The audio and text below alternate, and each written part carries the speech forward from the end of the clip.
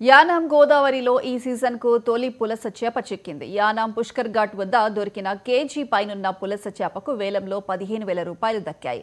15,000కు పాడుకున్న మత్స్యకార మహిళ పొన్నమండ రత్నం స్థానిక మార్కెట్లో 18,000 రూపాయలకు విక్రయించింది. గోదావరికి ఔషధ గుణాలున్న ఎర్రనీరు వచ్చినప్పుడు ఎదురీదుతూ వెళ్లడం వల్ల పులస చేప రుచికరంగా ఉంటుందని మత్స్యకారులు చెప్పారు. గోదావరిలోకి ఎర్రనీరు వచ్చే ఆగస్టు, సెప్టెంబర్ వరకు పులసలు దొరుకుతాయని మత్స్యకారులు చెప్పారు.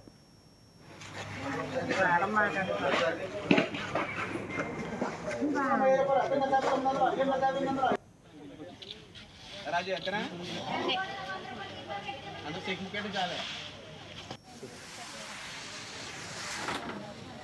మనమన్న ఒకటి అని చెప్పారా